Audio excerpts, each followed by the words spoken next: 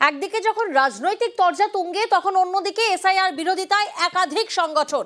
আগামীকাল এসআইআর প্রতিবাদ মিছিল। কলেজ স্কয়ার থেকে ধর্মতলা পর্যন্ত এই মিছিল হবে। প্রতিবাদ কর্মসূচি একাধিক গণসংগঠনের। নাগরিকত্ব সংশোধনী আইন 2003 এই আইনটা বাতিলের দাবিতে আমরা আগামীকাল কলেজ স্ট্রিট থেকে আমরা মিছিল বের করব। আমরা এটা মনে করি যে এসআইআর এর নামে যেটা হতে যাচ্ছে গোটা ভারত জুড়ে এবং পশ্চিমবাংলায় এবং যেটা বিহারে হয়েছে, এটা হচ্ছে আসলে এসআইআর এর নামে এনআরসি করার একটা ভয়ঙ্কর ষড়যন্ত্র। আর এই এসআইআর আবহের মধ্যেই ভবঘুরের ব্যাগে ভোটার কার্ড, ভবঘুরের ব্যাগে 250টি ভোটার কার্ড। কল্যাণীর মাঝের চরে উদ্ধার হয়েছে এই ভোটার কার্ডগুলো, যে ছবি আপনারা দেখছেন। আর এই ভোটার কার্ড কোথা থেকে পাওয়া গেছে দেখুন, এক ভবঘুরের ব্যাগে এতগুলো ভোটার কার্ড কোথা থেকে এলো এত এপিক? তদন্তে কল্যাণী থানার পুলিশ। ভবঘুরে গেছিল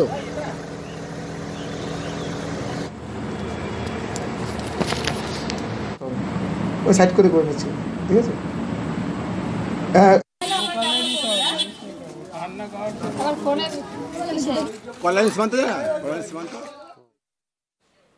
শুভেন্দু অধিকারীর বিরুদ্ধে নতুন করে এফআইআরে আইনি কোনো বাধা রইল না। তার রক্ষা কবচ প্রত্যাহার করে নিল কলকাতা হাইকোর্ট। বিচারপতি জয় সেনগুপ্তর মন্তব্য, এই রক্ষা কবচ অনির্দিষ্টকালের জন্য থাকতে পারে না।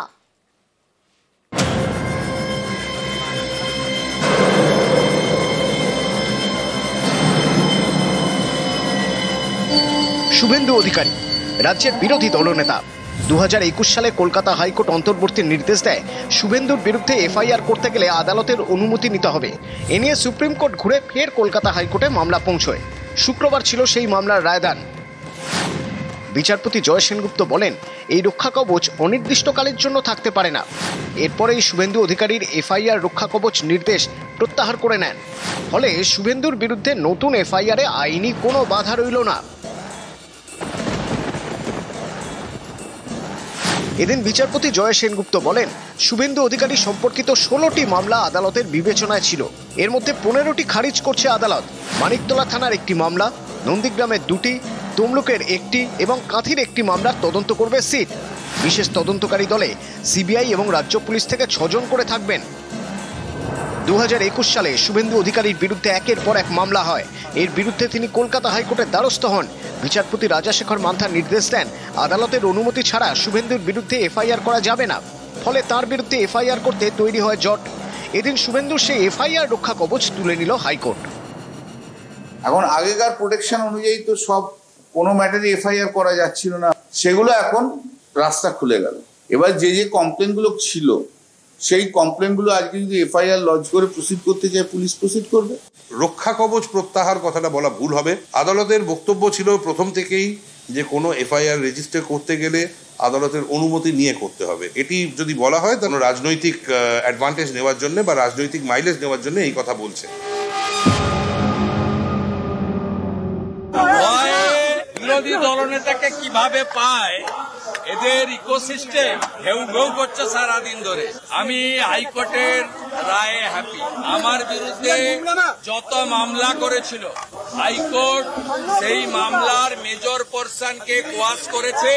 বাকি মামলা সিবিআই কে দিয়ে সিট বানিয়েছে।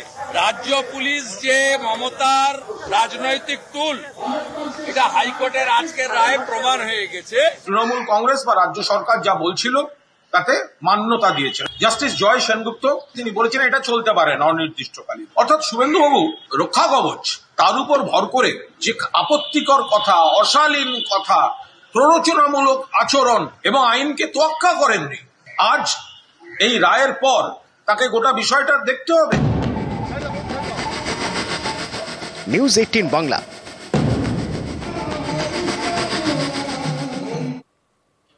হাইকোর্টের ডেডলাইন শেষ, কিন্তু তারপরেও হলো না দেশে ফেরা। বাংলাদেশে আজকে রয়েছেন বীরভূমের অন্তঃসত্ত্বা সহ 6 জন। চার্জ গঠন না হওয়ায় বাংলাদেশের কোর্টে পিছল শুনানি। 6 নভেম্বর পর্যন্ত বাংলাদেশের জেলে সোনালী খাতুন সহ 6 জন। 6 জনকে দেশে ফেরাতে আগেই কেন্দ্রকে ডেডলাইন। আজই শেষ হাইকোর্টের দেওয়া 4 সপ্তাহের সেই সময়সীমা। 17 জুন দিল্লিতে গ্রেফতার বীরভূমের 6 পরিযায়ী এবং 26শে জুন জোর করে সীমান্ত পার। দিল্লি পুলিশের ডেডলাইনের পরেও বাংলাদেশে আটকে থাকায় হাই কমিশনকে তোপ। হাই কমিশনের উদাসীনতাকেই দোষারোপ রাজ্যের। কেন্দ্রের বিজেপি সরকারকে বাঙালি বিদ্বেষী বলে তোপ। কিছুই বুঝতে পারছি না, না কথাবার্তা আসবে কি আসবে না, কি হলো কিছুই তো বোঝা যাচ্ছে না। কিসের দোষে ইয়া হয়েছে, কিসের জন্য জামিন হচ্ছে না? ওরা তো বাংলাদেশি নয়, ভারতের লোক, বীরভূমের লোক, তারপরে জামিন লোক কেন দিচ্ছে না ওরা? এটাও কিছু বুঝতে পারছি না। না, কোনো রকম ব্যবস্থা নেয়নি, একদম ক্যালকাটা হাইকোর্টের রায়কে একদম অবমাননা করছে, কোনো রকম কিছু নেয়নি ব্যবস্থা একদম। এখান থেকে বোঝা যাচ্ছে বিজেপি কিভাবে বাংলা বিদ্বেষী এবং বাঙালি বিরোধী। বাংলার কোর্ট থেকে যেটা পাঠিয়েছে যে 6 জন সোনালী খাতুন, যে প্রেগনেন্ট লেডিস সহ যে আরো 5 জন এবং 3 জন মাইনর আছে টোটাল, যারা মুরারোয় বাসিন্দা। তো বাংলাদেশ একটা চিঠি করেছিল ইন্ডিয়ান হাই কমিশনকে, যে 6 জন আধার নাম্বার দিয়েছিল, এই 6 জনই হচ্ছে ভারতবর্ষের আধার নাম্বার, তারা ভারতের বাসিন্দা। তাদেরকে পুশব্যাক করে পাঠিয়ে দেওয়া হয়েছে, তাদেরকে যেন ভারত সরকার নিয়ে যায়। যতটুকু জানতে পারছিস তারও কোনো উত্তর দিচ্ছে না, মানে যতক্ষণ না ওরা না ফিরে আসে লড়াই করে যাব। বাড়ির সামনে বিজেপি নেতা কর্মীদের মদের আসর, প্রতিবাদ করায় হুমকির অভিযোগ। প্রতিবাদী মহিলাকে গালাগালি করা হয় বলেও দাবি করা হয়। আর এই অভিযোগ মানতে নারাজ বিজেপি নেতার বিরুদ্ধে থানায় অভিযোগ।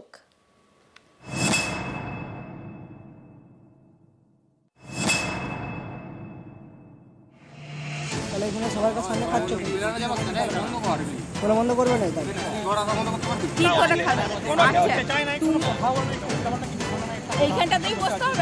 বাড়ির গেটের সামনে রাস্তায় প্রতিদিন মদের আসর। অভিযোগ, এই মদের আসর বসান এলাকার বিজেপি নেতা কর্মীরা। বারণ করায় প্রতিবাদী মহিলাকে গালাগালি।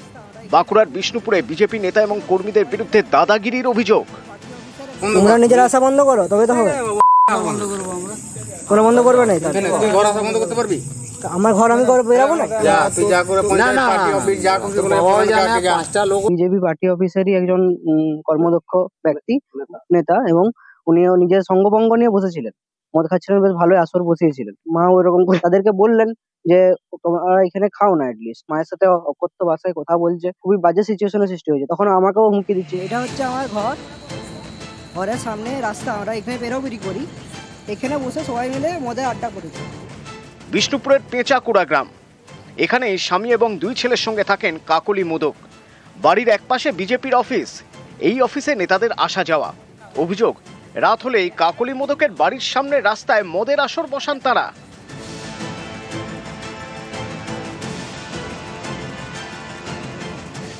বৃহস্পতিবার রাতেও একই, সেখানে হাজির হন বিজেপি নেতা শান্তিময় গঙ্গোপাধ্যায়, যিনি বিষ্ণুপুর 1 নম্বর মণ্ডলের বিজেপির সহ সভাপতি।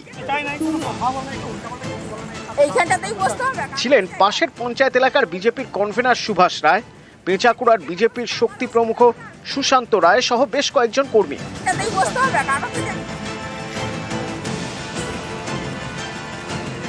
মদ খায়, আমি বারণ করি, তা সত্ত্বেও শোনে না। তারা এই বিজেপির নেতা, তার লোকজন সব, তারা বলে যে বেশ করব, আমরা এখানে বসে খাবো, আরো লোকজনকে নিয়ে এসে খাওয়াবো। মহিলা একাই থাকি, ভয় লাগে, আমি খুব আতঙ্কিত। বলে অভিযোগ তো যে কেউ করতে পারে, ওটা কি কোনো কথা হয়নি? সেটা অভিযোগ করেছে, আমি কি বলবো? আমি তো বলছি না, আমার সম্পূর্ণ মিথ্যা। আমরা অফিসে যাই ঠিক আছে, বসে গল্প করি, ঠিক আছে। সম্পূর্ণ মিথ্যা অভিযোগ বলছেন, তাই তো? এরকম কোনো খবর অ্যাকচুয়ালি দলগতভাবে আমাদের কাছে নেই, কিন্তু আর যার নাম আপনি করছেন সে দীর্ঘদিনে ভারতীয় জনতা পার্টির কর্মী। তবুও বলবো যে যদি কোনো অন্যায় কেউ করে থাকে, তাহলে আইন আছে, সেই মতো তার অবশ্যই যেন তার বিচার হয়। বাড়ির সামনের রাস্তায় মদের আসর, প্রতিবাদ করায় দাদাগিরির অভিযোগ। এ নিয়ে বিষ্ণুপুরের রাধানগর ফাঁড়িতে অভিযোগ জানিয়েছে মোদক পরিবার। বাঁকুড়া থেকে দেবব্রত মণ্ডল, নিউজ 18 বাংলা।